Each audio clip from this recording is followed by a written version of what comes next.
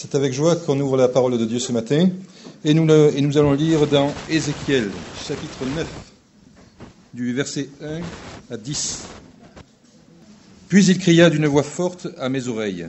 « Approchez, vous qui devez châtier la ville, chacun son instrument de destruction à la main. » Et voici 6 hommes arrivèrent par le chemin de la porte supérieure, du côté du septentrion, chacun son instrument de destruction à la main. Il y avait au milieu d'eux un homme vêtu de lin et portant une écritoire à la ceinture. Ils vinrent se placer près de l'autel d'airain. La gloire du Dieu d'Israël s'éleva au chérubin sur lequel il était et se dirigea vers le seuil de la maison. Et il appela l'homme vêtu de lin et portant une écritoire à la ceinture. L'Éternel lui dit : « Passe au milieu de la ville, au milieu du front des hommes qui soupirent et qui gémissent à cause de toutes les abominations qui s'y commettent. » Et à mes oreilles, il dit aux autres : « Passez après lui dans la ville et frappez. Que votre œil soit sans pitié et n'ayez point de miséricorde. Tuez, détruisez les vieillards, les jeunes hommes, les vierges, les enfants et les femmes, mais n'approchez pas de quiconque aura sur lui la marque. Et commencez par mon sanctuaire. » Ils commencèrent par les anciens qui étaient devant la maison. Il leur dit : « Souillez la maison et remplissez de morts les parvis. Sortez !» Ils sortirent et ils frappèrent dans la ville. Comme ils frappaient et que je restais encore, je tombai sur ma face et je m'écriai : « Ah, Seigneur éternel, détruiras-tu tout ce qui reste d'Israël en répandant la fureur sur Jérusalem ?» Il me répondit : « L'iniquité de la maison d'Israël et de Juda est grande, excessive. Le pays est rempli de meurtres, la ville est pleine d'injustice. Car ils disent : l'Éternel a abandonné le pays, l'Éternel ne voit rien. Moi aussi je serai sans pitié et je n'aurai point de miséricorde. Je ferai retomber leurs œuvres sur leur tête. » Et voici, l'homme vêtu de lin et portant un écritoire à la ceinture rendit cette réponse : « J'ai fait ce que tu m'as ordonné. » Je vais parler ce matin concernant l'attitude de Dieu vis-à-vis du mal dans le monde. Comme Calvin, je voudrais voir avec vous le ténor des Écritures. Le ténor des Écritures. C'est un mot peut-être peu utilisé en français, mais qui veut dire simplement l'enseignement général dans toutes les Écritures concernant un certain sujet. Le ténor des Écritures. Je viens d'acheter un livre, malheureusement ce n'est pas en français, mais le titre de ce livre est « Calvinisme à la lumière du ténor général des Écritures ».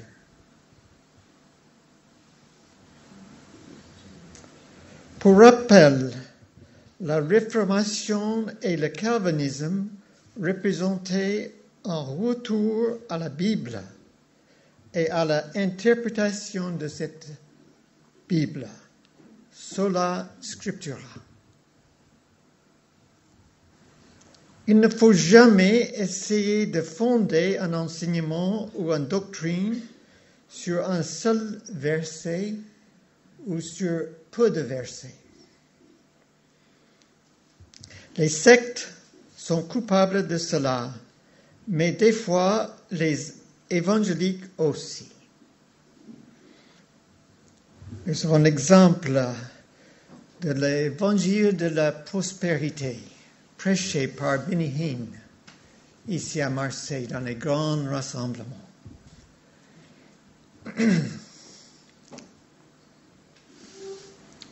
Bien sûr,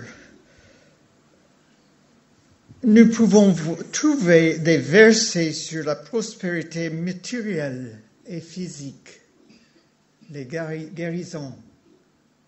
On les trouve dans la Bible. Mais ce n'est pas un thème unique dans la Bible, ni de la vie de Jésus, ni de ses disciples. Dans le prophète Ésaïe 53, qu'est-ce qu'on voit? La prophétie concernant Jésus, homme de douleur, est habitué à la souffrance. Et qu'est-ce que Jésus a dit à ses disciples dans Jean 15? Souvenez-vous, le serviteur n'est pas plus grand que son maître. S'ils m'ont persécuté, ils vous persécuteront. Nous avons le témoignage de Costi, non pas le Costi de chez nous, de l'armée, mais Costi Benihin. Vous pouvez le trouver sur YouTube. C'est de la famille de Beni qui a fréquenté les grandes réunions avec son oncle. Mais petit à petit, en regardant la Bible, il a cherché autre chose. Et finalement, il est converti, il a fait de la formation, il est pasteur d'une église évangélique en Californie. Et ceci, ce qu'il dit concernant Beni, il dit, Benihin est mon oncle, mais la prédication de la prospérité n'est pas pour moi. Cette prédication n'est pas en accord avec le tenor général des Écritures. Maintenant, quelle doit être notre attitude vis-à-vis du péché dans le monde? Dans ce passage, nous avons vu un peu l'attitude de Dieu vis-à-vis du mal dans le monde. Mais quelle doit être notre attitude? Oui, dans ce passage, l'Éternel lui dit, « Passe au milieu de la ville et fais une marque sur le front des hommes qui soupirent et qui gémissent à cause de toutes les abominations qui s'y commettent. »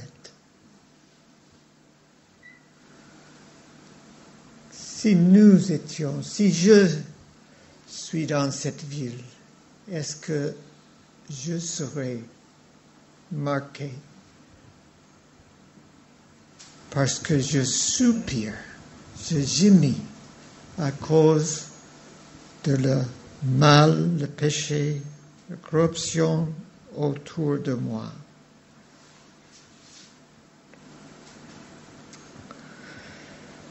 Oui. Dans le psaume 119 qui parle beaucoup de cette parole, il dit, le psalmiste dit, « Mes yeux répandent des torrents d'eau. » Pourquoi? Parce que qu'on n'observe point ta loi. Dans 2 Pierre 2,7,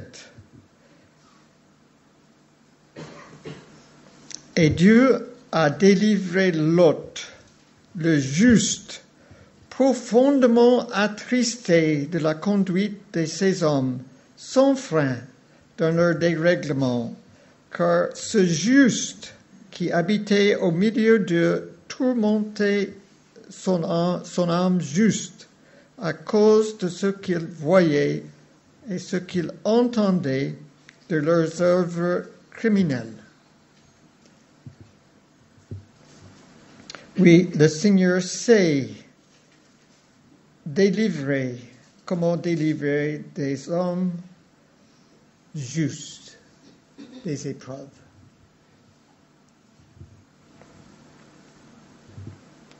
Oui, nous devons être vraiment gênés aussi par les choses autour de nous. Dans Luc 19, Jésus a pleuré sur Jérusalem. Dans Matthieu 11, Jésus était accusé d'être un ami des gens de mauvaise vie. il faut faire une distinction entre la haine du péché et la haine du pécheur. Dieu hait le péché, mais Dieu aime le pécheur.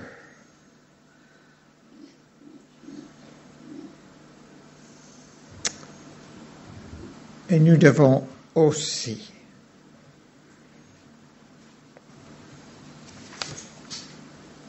Quelle doit être notre attitude vis-à-vis des choses que Dieu hait? Dans Proverbe 8, la crainte de l'Éternel, c'est la haine du mal, l'arrogance et l'orgueil, la voix du mal et la bouche perverse, le mensonge, les choses que Dieu hait. Et ça doit être aussi des choses que nous haïr. Dans Psaume 97, vous qui aimez l'Éternel, haïssez le mal. Haïssez le mal. Et Jacques est plus sévère dans son critique, dans 4.4. Il dit, adultère que vous êtes, ne savez-vous pas que l'amour du monde est intimité contre Dieu? Celui donc qui veut être ami du monde se rendre ennemi de Dieu.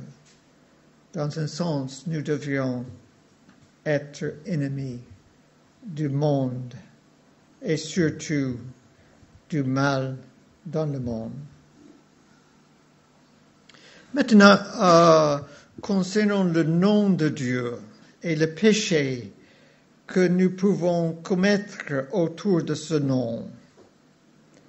Dans Exode 20, nous avons les 10 commandements de Dieu.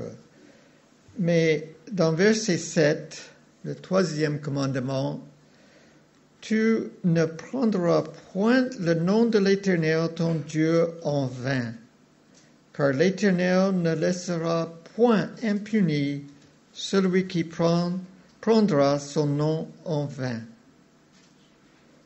Ce n'était pas une question de maudire ou de blasphémer autour de ce nom. C'est simplement de le prononcer en vain.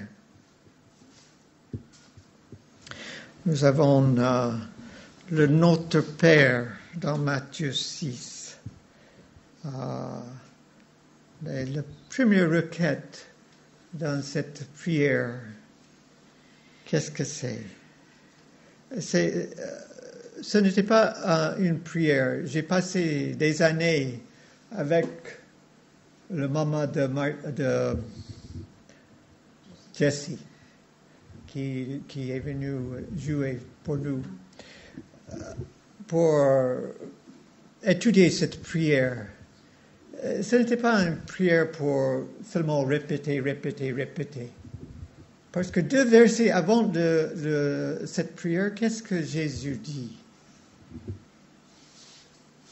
Il dit, en priant, ne multiplie pas de vaines paroles. Je crois que cette prière était donnée pour les grands principes de la prière. Le premier principe, à qui prions-nous? Notre Père, comme Kevin a prié ce matin. De connaître ce Père céleste qui n'est pas comme nous, Père, qui est grand, qui est puissante, qui est juste, miséricorde. Oui, à qui nous prions. Et le premier, ça c'est l'introduction, à qui nous prions. Et le deuxième principe, c'est la première requête, que ton nom soit sanctifié. Que ton nom soit sanctifié. Et ça, c'est la vraie prière commence ici. L'idée de la grandeur, la sainteté de notre Père, à qui nous prions.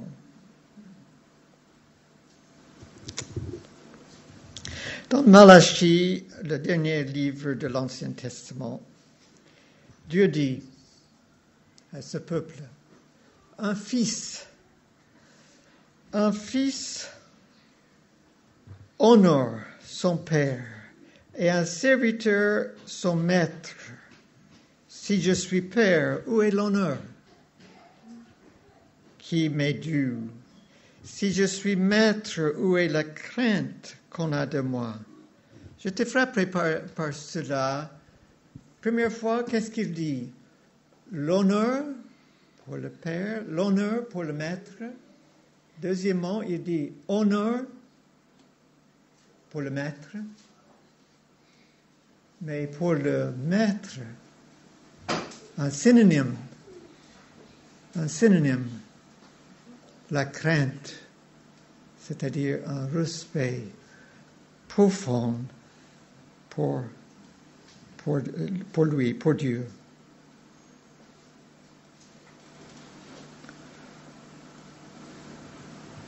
Et deuxièmement, dans ce petit prophète, dans le deuxième chapitre, il parle des choses qui fatiguent Dieu. Quelle est la chose qui fatigue l'Éternel? Nous voyons, c'est en disant, quiconque fait le mal est bon aux yeux de l'Éternel, et c'est en lui qu'il prend plaisir. Il prend plaisir dans le mal, dans le mensonge, dans tant de choses. Ou bien, où est le Dieu de la justice? Dans Proverbe 17, celui qui absout le coupable et celui qui condamne le juste sont tous deux en abomination à l'Éternel. Pas de différence. Absout le coupable, condamne le juste. C'est pareil. C'est des choses qui sont une abomination à l'Éternel.